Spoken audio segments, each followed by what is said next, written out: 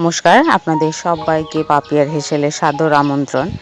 দেখতে দেখতে পুজো তো চলেই এলো, আর পুজো মানে মিষ্টি মিষ্টান্ন নাড়ু সম্ভার হয়ে থাকে। তো সেহেতু আজকে আমি নাড়ুর একটি রেসিপি আপনাদের সঙ্গে শেয়ার করতে এলাম।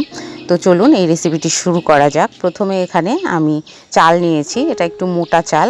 চালটাকে ধুয়ে বেছে পরিষ্কার করে আমি শুকিয়ে নিয়েছি। নেবার পরে কড়াইয়ের ভেতরে একটু একটু করে চালটাকে দিয়ে দেব, আর এটাকে নেড়ে নেড়ে ভেজে নেব। এটা লো ফ্লেমে আস্তে আস্তে নেড়ে নেড়ে ভেজে নিতে হবে। চালটা যেন লাল না হয়ে যায়, সাদাটে ভাব থেকে যাবে। তো এখানে চালটাকে আমি আস্তে আস্তে ভেজে নিচ্ছি। এই যে দেখুন, এই যে ভাজা হয়ে গেছে। চালটাকে এবার আমি তুলে নেব। তুলে এটাকে ভালো করে ঠান্ডা করে নেব। চালটা তুলে ঠান্ডা করে নিলাম। এরপরে আমি একটি মিক্সিং গ্রাইন্ডারে নিয়ে নিয়েছি, সেটার ভেতরে আমি এই চাল ভাজাটাকে দিয়ে দিচ্ছি। দিয়ে এটাকে গুঁড়ো করে নিতে হবে। চালটাকে দিয়ে দিলাম, দিয়ে এটাকে গুঁড়ো করে নিয়েছি, একদম মিহি করে গুঁড়ো করে নিয়েছি। এই যে দেখুন, চালটা মিহি হয়েছে গুঁড়োটা।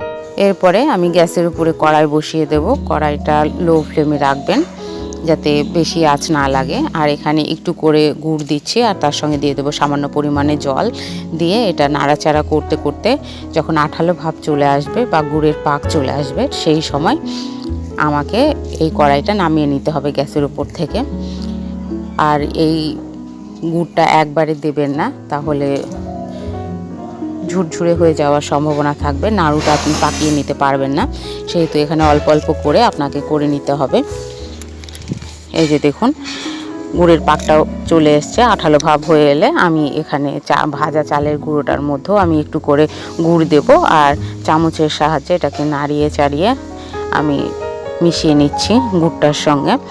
মিশিয়ে নেবার পরে এখানে আমি হাতে তেল লাগিয়ে নিয়ে এখানে গোল গোল শেপে বা নাড়ু শেপে পাক দিয়ে নেব। তাহলেই তৈরি হয়ে যাবে আমাদের ভাজা চালের নাড়ু।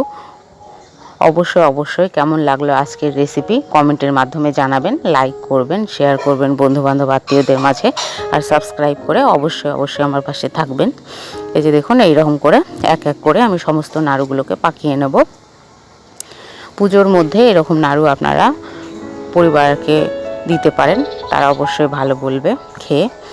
আর দুর্দান্ত হয়েছিল খেতে।